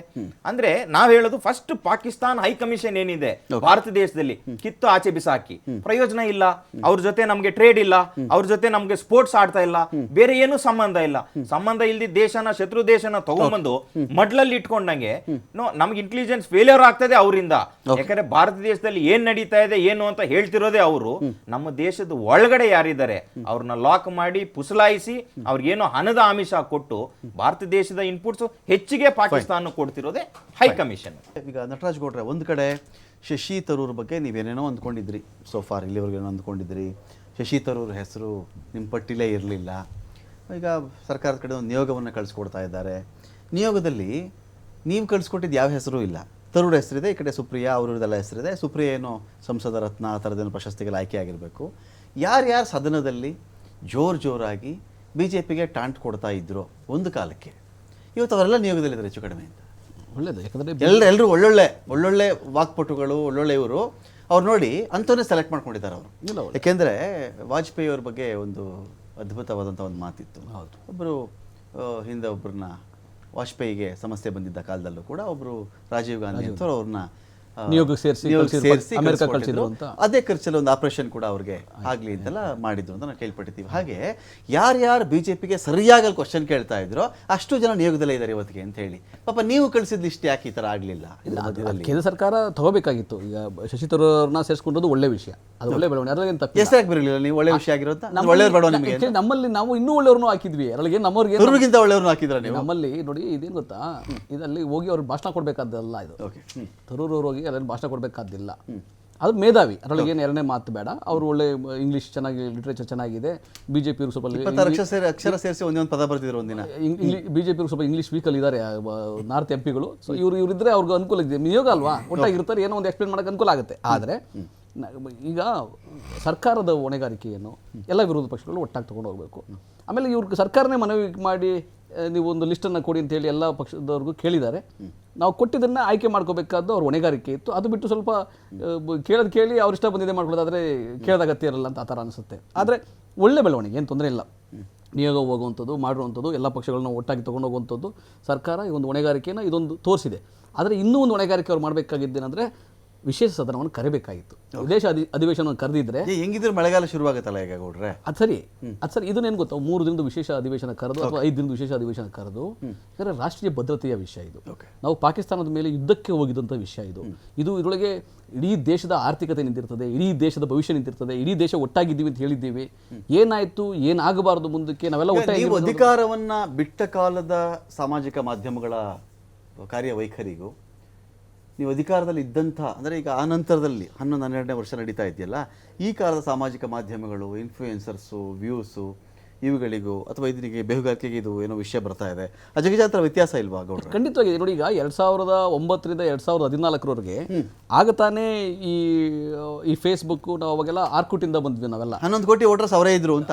ಆರ್ಕುಟಿಂದ ನಾವು ಈಚೆಗೆ ಬಂದಂಥವ್ರು. ಆ ಟೈಮಲ್ಲಿ ಫೇಸ್ಬುಕ್, ವಾಟ್ಸಪ್ ತುಂಬಾ ಅತ್ಯಂತ ಹೆಚ್ಚಾಗಿ ಉಪಯೋಗಿಸ್ಕೊಂಡು BJPನೇ ಅತ್ಯಂತ ಜಾಸ್ತಿ ಉಪಯೋಗಿಸ್ಕೊಂಡಿದ್ದು. ನಿಮ್ಗೆ ಗೊತ್ತಿರಬೇಕು, ಶಾಂಘೈ ಫೋಟೋ ತಗೊಂಬಂದಿದ್ದು, ಅಹಮದಾಬಾದ್ ಫೋಟೋ ನೋಡಿ, ಇಲ್ಲಿ ಎಷ್ಟು ಚೆನ್ನಾಗಿ ಬೆಳವಣಿಗೆ ಆಗಿದೆ, ಎಷ್ಟು ಚೆನ್ನಾಗಿ ರೈಲ್ವೆ ಪ್ಲಾಟ್ಫಾರ್ಮ್ ಆಗಿದೆ, ಎಷ್ಟು ಚೆನ್ನಾಗಿ ಏರ್ಪೋರ್ಟ್ ಇದೆ ಅಂತ ತೋರಿಸ್ತಾ ಇದ್ರಲ್ಲ, ಆ ಥರ ಎಲ್ಲ ಉಪಯೋಗಿಸಿದ್ರು ಅವಾಗ, ಫೋಟೋಶಾಪ್ ಎಲ್ಲ ಚೆನ್ನಾಗಿ ಉಪಯೋಗಿಸಿದ್ರು. ಇದು ಇನ್ನೂ ಅಡ್ವಾನ್ಸ್ಡ್. ಈಗ AI ಟೆಕ್ನಾಲಜಿ, ಇನ್ನು ಅನದರ್ 10 years ನೋಡಿ, ಫುಲ್ AI ಟೆಕ್ನಾಲಜಿ. ರಮಾಕಾಂತ್ ಇಲ್ಲಿ ಕೂತಿರ್ತಾರೆ, ಅಲ್ಲೆಲ್ಲ ಯೂಟ್ಯೂಬಲ್ಲಿ ಲೈವ್ ಆಗ್ತಾ ಇರ್ತಾರೆ ರಮಾಕಾಂತ್. ಇದಂಗೆ ಸಾಧ್ಯ? ಅದು AI ಟೆಕ್ನಾಲಜಿ. ಸೊ ಈ ರೀತಿಯಾಗಿ ಮುಂದೆ ಬದಲಾವಣೆ ಆಗ್ತದೆ. ಆದರೆ ಇದನ್ನ ಸಕಾರಾತ್ಮಕವಾಗಿ, ಮಾಹಿತಿಗಾಗಿ, ಮನರಂಜನೆಗಾಗಿ ಉಪಯೋಗಿಸ್ಕೋಬೇಕಾಗಿತ್ತೆ ಹೊರತು ಇದು ಡಿಸ್ಟ್ರಕ್ಷನ್ಗೋಸ್ಕರ ಇನ್ನೊಂದು. ಈಗ ನೀವು ಸಾಮಾಜಿಕ ಅಥವಾ ಸೋಷಿಯಲ್ ಮೀಡಿಯಾದ ಅನಕ್ಷರಸ್ತ್ರ ನೀವು? ನಾವು ಡಿಸ್ಟ್ರಕ್ಷನ್ ನಾನು ಹೇಳ್ತಾ ಇದ್ದೀನಲ್ಲ, ಇದನ್ನು ಉಪಯೋಗಿಸ್ಕೊಳ್ಬೇಕಾದ ನಾನು ಸಕಾರಾತ್ಮಕವಾಗಿ. ಈಗ ನಾವು ಸರ್ಕಾರದ ಏನೋ ಯೋಜನೆಗಳು ಮಾಡ್ತೀವಿ, ಸೋಷಿಯಲ್ ಮೀಡಿಯಾದಲ್ಲಿ ಉಪಯೋಗಿಸ್ಕೊಂತೀವಿ. ಅವ್ರೆಲ್ಲರಿಗೂ ವಾಟ್ಸಪ್ ಹೋಗುತ್ತೆ, ಎಲ್ಲರಿಗೂ ಇಮೇಲ್ ಹೋಗುತ್ತೆ, ಎಲ್ಲ ಒಂದು ಲಿಂಕ್ ಕ್ಲಿಕ್ ಮಾಡಿದ್ರೆ ಯೂಟ್ಯೂಬ್ ಲಿಂಕ್ ಹೋಗುತ್ತೆ, ಅಲ್ಲಿಂದ ಹೆಂಗೆ ಬೆನಿಫಿಷರಿ ಆಗಬಹುದು ಅಂತ ಮಾಹಿತಿ ಹೋಗುತ್ತೆ. ಇದನ್ನು ಸಕಾರಾತ್ಮಕವಾಗಿ ಉಪಯೋಗಿಸೋದು ಅಂತ ಹೇಳ್ತಾರೆ. ನಾವು ಮಾಡಿದ್ದನ್ನು ಎಕ್ಸಿಬಿಟ್ ಮಾಡೋಕ್ಕೆ ಸೋಷಿಯಲ್ ಮೀಡಿಯಾ ಉಪಯೋಗಿಸ್ಕೊಂತೀವಿ. ಆಯ್ತಾ? ಅದು ಪೋಸ್ಟ್, ಅದು ಸೋಷಿಯಲ್ ಮೀಡಿಯಾನೇ ಅಲ್ಲ, ಅದು ಸ್ಕ್ಯಾನ್ ಮಾಡಿದ್ರೆ ಉತ್ತರ ಸಿಗುತ್ತೆ. ಆಯ್ತಾ? ಒಂದು ಟೆಕ್ನಾಲಜಿನ ಉಪಯೋಗಿಸ್ಕೋಬೇಕು, ಆದರೆ ಇದು ಒಂದು ದೇಶಕ್ಕೆ ಮಾರಕ ಆಗೋ ರೀತಿ ಮಾಹಿತಿ ಹಂಚಿಕೊಳ್ಳುವಂಥದ್ದಾಗ್ಬೋದು, ಅಥವಾ ಗೊತ್ತಿಲ್ಲದೇನೋ ಅದು ತುಂಬ ದುರಂತಕ್ಕೆ ಹೋಗುವಂಥ ವಿಷಯ ಆಗಬಾರ್ದು. ಇವಾಗ ಬರ್ತಾ ಇರ್ತಕ್ಕಂಥದ್ದೇನು, ಅವ್ರಿಗೆಲ್ಲ ಭಯೋತ್ಪಾದಕರು ಬಂದರು, ಅವರೆಲ್ಲ ಸ್ವಲ್ಪ ಮಾಹಿತಿಯನ್ನು ಇಲ್ಲಿಂದ ಎಕ್ಸ್ಟ್ರಾಕ್ಟ್ ಮಾಡಿದ್ದಾರೆ ನಾನು ಹೇಳ್ತಾ ಇಲ್ಲ, ಮಾಡಿರಬಹುದು ಅನ್ನೋ ಮಾಹಿತಿ ಬರ್ತಾ ಇದೆಯಲ್ಲ, ಅದು ಒಂದು ಆತಂಕದ ವಿಷಯನೇ. ಫೈನ್. ಅಶೋಕ್ ಗೌಡ್ರೆ, ಅಡ್ವಾಣಿ ಅವರು ಪಾಕಿಸ್ತಾನ ಮೂಲ ನೆಲ ಹುಟ್ಟಿದ್ದು. ಮುಷರಫ್ಗೆ ಇಲ್ಲಿ ಸಂಬಂಧಿಕರಿದ್ದಾರೆ, ನಮ್ಮ ಡೆಲ್ಲಿಲಿ ಮುಷರಫ್ಗೂ ಸಂಬಂಧಿಕರಿದ್ದರು. ಪರಸ್ಪರ ದೇಶಗಳ ನಡುವೆ ಇಲ್ಲಿಯವರು ಅಲ್ಲಿಗೂ ಹೋಗ್ಬೋದು, ಅಲ್ಲಿಯವರು ಇಲ್ಲಿಗೂ ಬರಬಹುದು. ಒಬ್ಬರು ಅಲ್ಲಿನ ಅನೇಕ ನಟನಟಿಯರು ಇಲ್ಲಿ ಬಂದು ನಮ್ಮ ಬಾಲಿವುಡಲ್ಲಿ ಆ್ಯಕ್ಟ್ ಮಾಡಿರೋರು ಇದ್ದಾರೆ, ಅನೇಕ ಹಾಡುಗಾರರು ಆ್ಯಕ್ಟ್ ಮಾಡೋರು ಇದ್ದಾರೆ, ಗಜಲ್ ಅವರು ಇದ್ದಾರೆ, ಪದ್ಮಶ್ರೀ ತಗೊಂಡ್ಬಿಟ್ರು. ಕರೆಕ್ಟ್. ಇಂಥ ಒಂದು ಕಾಲಘಟ್ಟದಲ್ಲಿ ನಾವಿದ್ದೀವಿ. ಯಾರೋ ಹೆಲ್ತ್ ಟೂರಿಸಮಲ್ಲಿ ಬರ್ತಾರೆ, ಹೆಲ್ತ್ ವಿಷಯಕ್ಕೆ ಅಂತ ಬರ್ತಾರೆ, ಇಲ್ಲಿಂದ ಯಾರೋ ನಾನು ಪ್ರವಾಸೋದ್ಯಮಕ್ಕೆ ಹೋಗ್ತೀನಿ ಅಂತ ಬರ್ತಾರೆ. ಇಂಥ ಘಟನೆಗಳನ್ನು ಆಧರಿಸಿ ಪಾಕಿಸ್ತಾನಕ್ಕೆ ಹೋದವರೆಲ್ಲರೂ ಬೇಹುಗಾರಿಕೆ ಮಾಡಕ್ಕೆ ಹೋಗಿದ್ದಾರೆ, ಇಂಡಿಯಾಗೆ ಬಂದವರೆಲ್ಲರೂ ಬೇಹುಗಾರಿಕೆ ಮಾಡಕ್ಕೆ ಬಂದಿದ್ದಾರೆ. ಆ ಕನ್ಕ್ಲೂಷನ್ ನಾವು ಬರಬಹುದಾಗುತ್ತಾ ಆಫ್ಟರ್ ಪಹಲ್ಗಾಮ್ ಅಟ್ಯಾಕ್ ಅಂತ ಹೇಳಿ? ಈಗ ಪರಿಸ್ಥಿತಿ ಹೆಂಗಿದೆ ಅಂದರೆ ಆಗಬಹುದು ಅನ್ನತಕ್ಕಂಥ ಪರಿಸ್ಥಿತಿ ಇದೆ. ಅಂದರೆ ಈಗಿನ ಪರಿಸ್ಥಿತಿ. ಆದರೆ ಆ ಮನಸ್ಥಿತಿ ಇದೆಯಲ್ಲ, ನಾನು ಹೇಳೋದು ಅದು ಸರಿ ಇಲ್ಲ. ಯಾಕೆ ಅಂತಂದರೆ ಅಲ್ಲಿಂದ ಬರ್ತಕ್ಕಂಥವ್ರು ಭಾರತಕ್ಕೆ ಬರ್ತಾರೆ, ಅದು ಒಂದು ಎಕಾನಮಿನೇ. ಯಾಕಂದರೆ ಮೆಡಿಕಲ್ ಟೂರಿಸಮ್ ಎಕಾನಮಿ ಏನಿದೆ, it's a very big economy. ಬಾಂಗ್ಲಾದೇಶದಿಂದ ತುಂಬ ಜನ ಬರ್ತಾರೆ, ಮತ್ತು ಹಾಗೇನೆ ಪಾಕಿಸ್ತಾನದಿಂದನೂ ಬರ್ತಾ ಇದ್ದಾರೆ, ಬೇರೆ ಬೇರೆ ಸಣ್ಣ ಪುಟ್ಟ ದೇಶಗಳಿಂದನೂ ಬರ್ತಾ ಇದ್ದಾರೆ. ಯಾವುದೋ ನಾಳೆ ನಮಗೆ ಈಗ ಬರ್ಮಾ ಅಥವಾ ಭೂಟಾನು, ಸಣ್ಣ ದೇಶಗಳು, ಅಲ್ಲಿನ ಮೆಲ್ತ್ ಕೇರು ಇನ್ಫ್ಯಾಕ್ಟ್ ತುಂಬ ಡೆವಲಪ್ ಆಗಿರ್ತಕ್ಕಂಥ ದೇಶಗಳಿಂದ ಸಹ ಭಾರತಕ್ಕೆ ಬರ್ತಕ್ಕಂಥದ್ದು. ಯಾಕಂದರೆ UK ಆಪರೇಷನ್ಗೆ 3 ವರ್ಷ ಆಗುತ್ತೆ ಅಂತ ಹೇಳಿ ಭಾರತಕ್ಕೆ ಬಂದು ಆಪರೇಷನ್ ಮಾಡಿಸ್ಕೊಂಡು ಹೋಗ್ತಿರೋದು ಈಗ ಸಹಜ ಆಗಿದೆ. ನನಗೆ ಆಸ್ಪತ್ರೆಗಳಿಂದ ಸ್ವಲ್ಪ ಚೂರು ಒಡನಾಟ ಇರೋದ್ರಿಂದ ನಾನು ಪರ್ಸ್ನಲಿ ನೋಡ್ತಾ ಇದ್ದೀನಿ ಇದನ್ನೆಲ್ಲ. ಜೊತೆಗೆ ನಾನು ಹೇಳಿದ್ದೇನು ಅಂದರೆ, ಶಶಿ ತರೂರ್ ಅಂತ ಒಬ್ಬ ಮೇಧಾವಿನ ಇವ್ರು ಲಿಸ್ಟಲ್ಲಿ ಕಳಿಸಲ್ಲ. ಯಾಕೆ ಕಳಿಸಲ್ಲ? ನಿಮ್ ಕಡೆ ಸಾಫ್ಟ್ ಕಾರ್ನರ್ ಅಂತ ಮೃದು ಧೋರಣೆ ಇಟ್ಕೊಂಡವ್ರೆ, ಬಿಜೆಪಿ ಕಡೆ ಯಾಕೋ ವಿಪರೀತವಾಗಿ ಮಾತಾಡ್ತಾ ಇದ್ದಾರೆ ಅಂತ ಅವ್ರಿಗೆ ಸಿಟ್ಟು.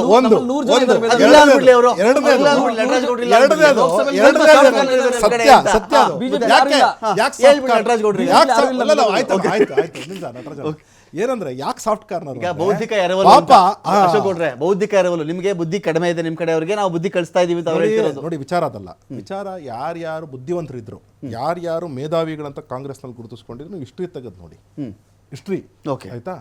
ಎಲ್ಲಾರನ್ನೂ ಸಹ ರಾಜಗೋಪಾಲಾಚಾರಿಯಿಂದ ಹಿಡ್ಕೊಂಡು, ಆವತ್ತಿನ ರಾಜಗೋಪಾಲಾಚಾರಿಯಿಂದ ಹಿಡ್ಕೊಂಡು ಚಕ್ರವರ್ತಿ ರಾಜಗೋಪಾಲಾಚಾರಿ, ಹೌದು, ಶಶಿ ತರೂರ್ವರೆಗೂ ಸಹ ಪಕ್ಷದಿಂದ ಆಚೆ ಆಗ್ತಕ್ಕಂಥ ಕೆಲಸನ ಕಾಂಗ್ರೆಸ್ ಪಾರ್ಟಿ ಮಾಡ್ಕೊಂಡ್ ಬಂದಿದೆ.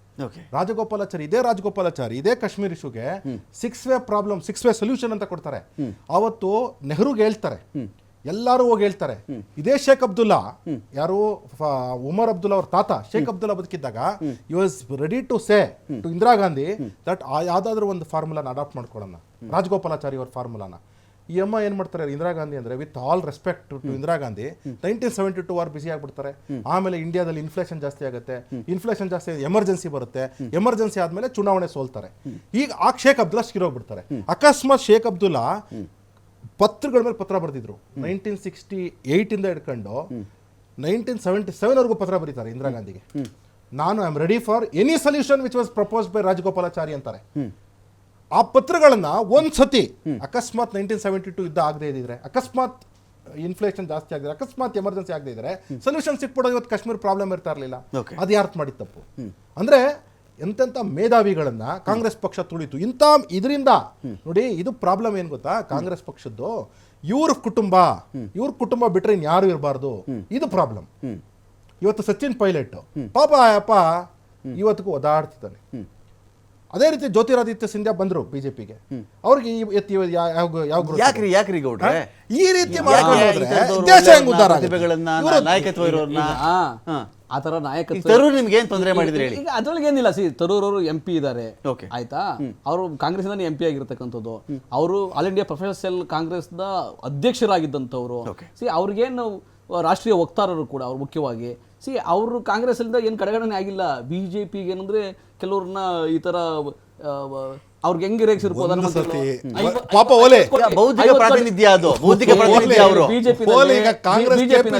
ಕಾಂಗ್ರೆಸ್ ಅಲ್ಲಿ ಏನ್ ಗೊತ್ತಾ,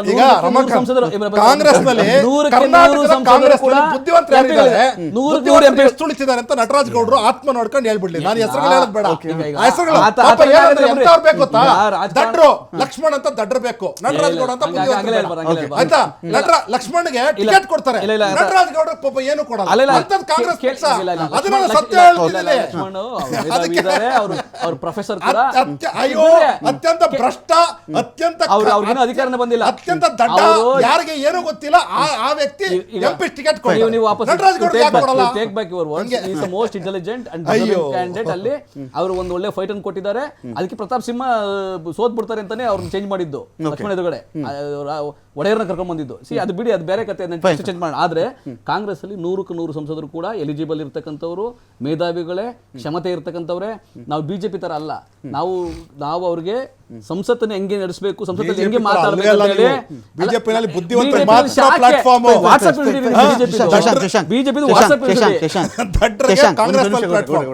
ಶಶಾಂಕ್ ಏನಾಗುತ್ತೆ, ಇದೇ ದೇಶದಲ್ಲಿ ಈ ಸೋಷಿಯಲ್ ಮೀಡಿಯಾ ಇನ್ಫ್ಲೂಯೆನ್ಸರ್ಸು ತುಂಬ ದೊಡ್ಡ ಮಟ್ಟದಲ್ಲಿ ಇವರೆಲ್ಲ ವರ್ಕ್ ಮಾಡ್ತಿದ್ದಾರೆ, ಸಾಧನೆ ಮಾಡ್ತಾರೆ ಅಂತ ಹೇಳಿ ಅವ್ರನ್ನ ಕೇಂದ್ರ ಸರ್ಕಾರದ ಕಡೆಯಿಂದ ಸನ್ಮಾನ ಮಾಡಿದಂಥ ಒಂದು ಪ್ರೋಗ್ರಾಮ್ ಕೂಡ ನಾನು ನೋಡಿದ್ದೀನಿ. ಒಂದು ಭಾಗ 1. ಭಾಗ 2, ಇವತ್ತಿಗೆ ನಾವು ಈ ವಾರ್ಫೇರ್ಗಳಂತ ಬಂದಾಗ ಸೈಬರ್ ವಾರ್ ದೊಡ್ಡ ಮಟ್ಟದ ವಾರ್ ನೋಡಿ. ಭಾರತ ಹಿಂದೆ ಮಾಡಿದ ಯಾವುದೇ ವಾರ್ಗಳಿಗಿಂತ ತೀರಾ ವಿಭಿನ್ನವಾಗಿ ನಡೆದಂಥ ಒಂದು ಕಾರ್ಯಾಚರಣೆ ಅಂತ ಇದ್ದರೆ ಅದು ಆಪರೇಷನ್ ಸಿಂಧೂರ.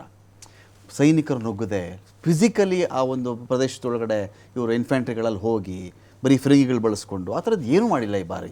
ಸೊ ಸೈಬರ್ ವಾರ್ಫೇರ್ ಕೂಡ ಅಷ್ಟೇ ಇಂಪಾರ್ಟೆಂಟ್ ಆಗುತ್ತೆ. ಭಾಗ 1. ಇನ್ನೊಂದು ಕಡೆ ನಾವು ಚೆಕ್ ಮಾಡಿದ್ರೆ ಇಲ್ಲಿ ಈಗ ಸೋಷಿಯಲ್ ಮೀಡಿಯಾ, ರೀಲ್ಸ್ ವಾರ್ಫೇರು, ಇವ್ರು ಯಾರ್ಯಾರೇನು ಮಾಡ್ತಿದ್ದಾರೆ, ಇದ್ರ ಮೇಲೆ ನಿಗಾ ಇಡೋದು ಹೇಗೆ? ಒಂದು ಫಿಲ್ಟರ್ ಹಾಕಬೇಕಾ ಇದಕ್ಕೆ? ಪಾಕಿಸ್ತಾನಕ್ಕೆ ವಿಸಿಟ್ ಮಾಡಿದವರು ಯಾರ್ಯಾರು, ಶ್ರೀಲಂಕಾಗೆ ಯಾರು ಹೋಗ್ತಾ ಇದ್ದಾರೆ, ಬಾಂಗ್ಲಾದೇಶದ ಪರ ಸಹಾನುಭೂತಿಗಳು ಯಾರ್ಯಾರಿದ್ದಾರೆ, ಇದೆಲ್ಲ ಒಂದು ಫಿಲ್ಟರ್ ಹಾಕ್ಬಿಟ್ಟು ಚೆಕ್ ಮಾಡ್ಕೊಳ್ಬೇಕಾ ಥ್ರೂ ಇನ್ ಮೇಲೆ? ಅಲ್ಲ, ಈಗ ಪಾಕಿಸ್ತಾನ್ ಫೇವರ್ ಪೋಸ್ಟ್ ಸರ್ಚ್ ಕೊಟ್ಬಿಟ್ಟು ಅದನ್ನ ಒಂದು ಫಿಲ್ಟರ್ ಜಾಲಾಡಬೇಕಾ? ನೀವು ಹೇಳಿದಾಗೆ ಈಗ ವಾರ್ಫೇರೇ ಚೇಂಜ್ ಆಗ್ಬಿಟ್ಟಿದೆ. ಇದು ಮಾಡರ್ನ್ ವಾರ್ಫೇರ್ ಆಗಿದೆ. ಎಲ್ಲ ಟೆಕ್ನಾಲಜಿ ಮೇಲೆ ನಡೆದಿರ್ತಕ್ಕಂಥ ವಾರ್ ಅನ್ನಕ್ಕಿಲ್ಲ. ಭಾರತ ದೇಶ ವಾರ್ನಿಂಗ್ ಕೊಡ್ತು ಪಾಕಿಸ್ತಾನಿಗೆ. This was something called warning. ನೇರವಾಗಿ ವಾರ್ ಮಾಡಿಲ್ಲ, ಆ ವಾರ್ನಿಂಗ್ ಪಾಕಿಸ್ತಾನ ತಡ್ಕೊಂಡಿಲ್ಲ. ಒಂದು ಭಾಗ. ಇನ್ನೊಂದು ನೀವು ಹೇಳ್ತೀರಿ ಈ ಸೈಬರ್ ಅದು ಇದು ಅಂತ. ಈ ಸೈಬರ್ ಅಟ್ಯಾಕ್ಸ್ ನೆಲ್ಲ ಈಗಾಗಲೇ ಅದಕ್ಕೆ ಏನ್ ಟೆಕ್ನಾಲಜಿ ಬೇಕು ಅದನ್ನ ಭಾರತ ದೇಶ ಇಟ್ಕೊಂಡಿದೆ. ಅದನ್ನ ಕ್ರ್ಯಾಕ್ ಮಾಡುವಷ್ಟು ಕೇಪಬಿಲಿಟಿ ನಮ್ಮವ್ರ ಹತ್ರ ಇದೆ. ಈ ಸೋಷಿಯಲ್ ಮೀಡಿಯಾ ಇನ್ಫ್ಲೂಯೆನ್ಸರ್ಸ್ ಏನಂದ್ರೆ ತೀರಾ ಫ್ರೀಡಮ್ ಕೊಟ್ಟಾಗ, ಅಂದ್ರೆ ಒಂದು ಲೈಕ್ಗೋಸ್ಕರ ನೀನು ದೇಶದ ಏನೇ ಆಗ್ಲಿ ಇನ್ಪುಟ್ಸ್ನ ನೀವು ಯಾವುದೋ ಶತ್ರು ದೇಶಕ್ಕೆ ಮಾರ್ತಿರಲ್ಲ, ಅದಕ್ಕೆ ಒಂದು ಸ್ಟ್ರಿಂಜೆಂಟ್ ಆಗಿ ಒಂದು ಆಕ್ಷನ್ ಆಗಬೇಕು, ಒಂದು ವಾರ್ನಿಂಗ್ ಆಗಬೇಕಾಗಿತ್ತು. ಆ ವಾರ್ನಿಂಗ್ ಈಗ ಆಗಿದೆ. ಇವ್ರಿಗೆ ಅರೆಸ್ಟ್ ಮಾಡಿದಾಗ, ಈ ಹೆಣ್ಣು ಮಗಳನ್ನ ಅರೆಸ್ಟ್ ಮಾಡಿದಾಗ ಸಾಕಷ್ಟು ಇನ್ಪುಟ್ಸ್ ಸಿಗ್ತಾ ಇದೆ. ಅಂದ್ರೆ ಯಾವ ತರ ಒಬ್ಬ ಹೈ ಕಮಿಷನ್ಗೆ ಈಕೆ ಹೋಗಿ ಪರಿಚಯ ಆಗ್ತಾರೆ ಅಂದ್ರೆ, ಒಂದು ಇಫ್ತಿಯಾರ್ ಕೂಟಕ್ಕೆ ಒಬ್ಬ ಸೋಷಿಯಲ್ ಮೀಡಿಯಾ ಇನ್ಫ್ಲೂಯೆನ್ಸರ್ನ ಕರೀತಾರೆ. ಯಾವ ಉದ್ದೇಶಕ್ಕೆ ಕರೆದಿದ್ದಾರೆ, ಅವ್ರಿಗೆ ಏನು ಕೊಟ್ರು? ಹಣಕ್ಕೋಸ್ಕರ ದೇಶಕ್ಕೆ ದ್ರೋಹ ಬಗೆಯಕ್ಕೂ ಕೂಡ ಈ ದೇಶದಲ್ಲಿ ಇದ್ರೆ ನಿಮ್ಗೆ ನೇರ ಎಚ್ಚರಿಕೆ ನೋಡಿ. ಆಕೆ ಮೇಲೆ ಏನೇನ್ ಕೇಸ್ ಆಗಿದೆ, there is a tight slap on ಅವರ್ ಫೇಸ್. ಯಾಕಂದ್ರೆ ತೀರಾ ಸೆಕ್ಷನ್ಗಳನ್ನ ಹಾಕಿ ಆಕೆನ ಬಂದೋಬಸ್ತ್ ಮಾಡಿದ್ದಾರೆ. ಈಗ ಬೇರೆಯವ್ರಿಗೂ ಸಹಿತ ಇದೊಂದು ನೀತಿ ಪಾಠ ಆಗುತ್ತೆ. ನೀವು ದೇಶದ ಪರವಾಗಿದ್ದೀರಾ, ವಿರುದ್ಧವಾಗಿದ್ರೆ ಈ ದೇಶದ ಕಾನೂನು ತುಂಬಾ ಸ್ಟ್ರಾಂಗ್ ಆಗಿದೆ. ಅಂದ್ರೆ ನಿಮ್ಗೆ ಸ್ಪೇರೆ ಮಾಡಲ್ಲ. ನಾವ್ ಏನ್ ಆಕ್ಟ್ ಮಾಡಬೇಕು, ಸೋಷಿಯಲ್ ಮೀಡಿಯಾ ಇನ್ಫ್ಲೂಯೆನ್ಸ್. ಯಾಕಂದ್ರೆ ಈ ರೈಟ್ ಟು ಫ್ರೀಡಮ್ ಅನ್ನೋದು ಬಹಳ ಉಪಯೋಗಿಸ್ಕೊಂತಿದ್ದಾರೆ ಜನ. ಆ ಫ್ರೀಡಮ್ ಎಲ್ಲಿವರೆಗೂ ಇರಬೇಕು? ದೇಶದ ಒಳಗಡೆ ಫ್ರೀಡಮ್ ಆಗಿರಬೇಕು. ದೇಶದ ಮಿಲಿಟರಿ ಬಕೆಟ್ಗೆ ನೀವು ಕೈ ಹಾಕಿ, ಆರ್ಮಿ ಇಂಟೆಲಿಜೆನ್ಸ್ಗೆಲ್ಲ ನೀವು ಕೈ ಹಾಕಿ, ಯಾವ ಆಫೀಸರ್ ಏನ್ ಮಾಡ್ತಾನೆ, ಅವ್ನ ಪರ್ಸನಲ್ ಲೈಫ್ ಹೇಗಿದೆ, ಈ ಇನ್ಪುಟ್ಸ್ನೆಲ್ಲ ನೀವು ಒಂದು ISI ಅನ್ನೋ ಶತ್ರು ದೇಶಕ್ಕೆ ನೀವು ಕೊಡ್ತಾ ಇದ್ದೀರಲ್ಲ, ಅವ್ರಿಗೆ ನಾವು ಟಾಲರೇಟ್ ಮಾಡಲ್ಲ. ಸೊ ಯಾರ್ಯಾರು ಇನ್ಫ್ಲೂಯೆನ್ಸ್ ಇದ್ದಾರೆ ಇವ್ರಿಗೆಲ್ಲ ಒಂದು ದೊಡ್ಡ ಪಾಠ ಈ ಇನ್ಸಿಡೆಂಟ್ ಆಗಿದೆ. Thank you Shashank, thank you Ashok ಗೌಡ್ರೆ, ಥ್ಯಾಂಕ್ ಯು ನಟರಾಜ್ ಗೌಡ್ರೆ. ನೋಡೋಣ, ಈ ರೀತಿಯಲ್ಲಿ ಈಗ ಸ್ವಾತಂತ್ರ್ಯ, ಅಭಿವ್ಯಕ್ತಿ ಸ್ವಾತಂತ್ರ್ಯ ಎಲ್ರಿಗೂ ಹಕ್ಕಿದೆ, ಸ್ವೇಚ್ಛಾ ಸ್ವಾತಂತ್ರ್ಯವಿಲ್ವಲ್ಲ. ಸ್ವೇಚ್ಛೆ ಏನು ಬೇಕಾದರೂ ಮಾಡ್ತೀನಿ, ಎಲ್ಲಿಗೆ ಹೋಗಬೇಕಾದ್ರೂ ಹೋಗ್ತೀನಿ, ನಾನೊಂದಷ್ಟು ದುಡ್ಡಿಗೆ ಹಣಕ್ಕೋಸ್ಕರವಾಗಿ ಏನು ಬೇಕಾದರೂ ಮಾಡ್ತೀನಿ ಅಂತ ಯಾರಾದರೂ ಮನಸ್ಥಿತಿಲಿ ಇದ್ದವರಿಗೆ ಈ 12 ಜನ ಬೇಹುಗಾರರು ಅಥವಾ ರೀಲ್ ಸ್ಟಾರ್ಗಳು ಅಥವಾ ಸೋಷಿಯಲ್ ಮೀಡಿಯಾ ಸ್ಟಾರ್ಗಳು ಅಥವಾ ಇನ್ಫ್ಲೂಯೆನ್ಸರ್ಸ್ಗಳು ಇವರ ಒಂದು ಬಂಧನ ಇದೆ ದೊಡ್ಡ ಪಾಠವಾಗಲಿ ಅಂತ ಹೇಳ್ತಾ ಡಿಬೇಟ್ ಮುಗಿಸ್ತಾ ಇದ್ದೀನಿ. ನಮಸ್ಕಾರ.